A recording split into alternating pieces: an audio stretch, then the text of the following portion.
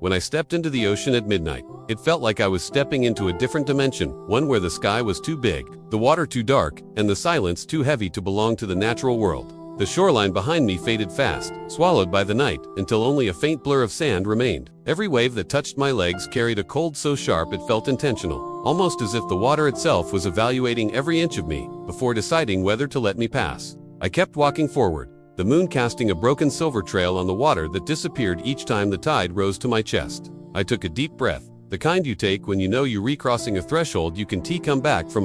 When I whispered my first prayer, my voice felt impossibly small, as if the ocean wasn't just swallowing the sound, but absorbing it, pulling it down into its depths. The water tugged at my clothes, my arms, my waist, each movement almost human. I kept praying, forcing my voice to rise above the sound of the shifting waves. But as I spoke, the breeze died.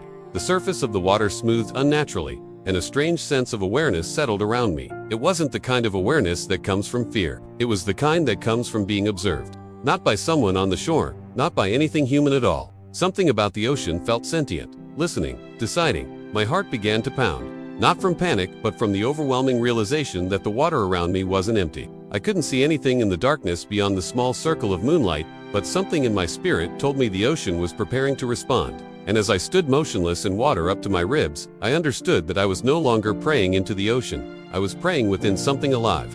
About 20 minutes passed before the water changed temperature, first subtly, then dramatically.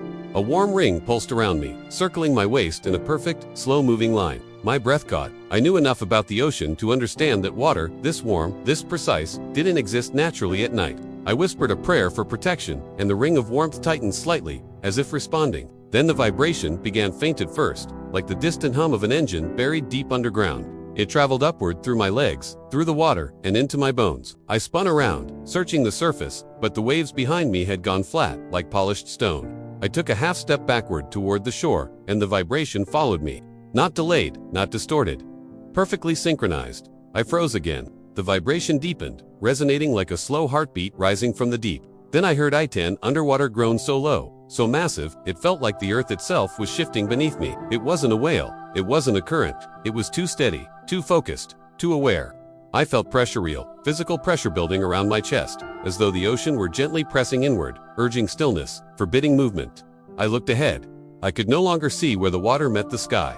Everything blended into one dark void, and yet I sensed that something enormous was rising from beneath the surface. I whispered, "Lord, cover me," and the ocean responded with another deep vibration. Stronger this time, like a call or a warning.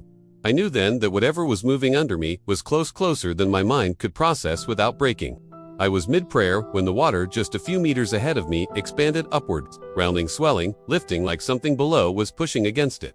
Not a wave, a mass, a force with intention. The surface bulged higher, trembling as it formed a dome that reflected the moonlight like stretched glass. My breath seized. The dome held for a moment before collapsing inward, and something emerged, a shape rising vertically from the water in complete silence, as if sound had been removed from that one spot in the ocean. The figure was tall, impossibly tall, like a pillar of black water solidified into a form. No face, no limbs, just a towering outline, motionless and observing. I felt a cold coil wrap around my spine.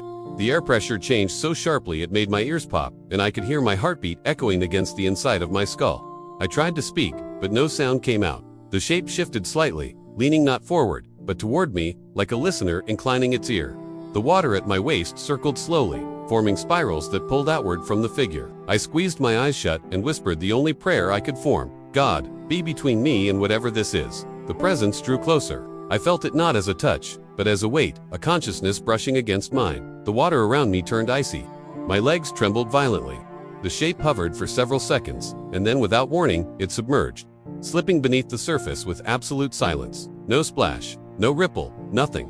The ocean returned instantly to its natural rhythm, as if the encounter had been swallowed whole. I gasped, stumbling backward, every muscle trembling. But the moment I thought it was over, a deep pulse rose from the depths again, fainter this time, but unmistakably deliberate. A farewell or a reminder.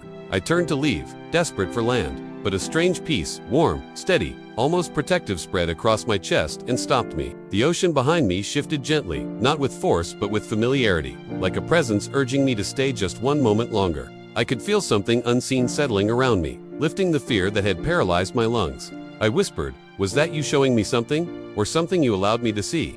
And in the silence that followed, I felt the answer not as words, but as assurance. A warmth pulsed through the water, traveling up my legs, across my spine, resting on my shoulders like hands grounding me. Tears welled in my eyes. The terror, the awe, the smallness I felt in that vast black ocean, all of it, mixed with a strange holiness I couldn't deny.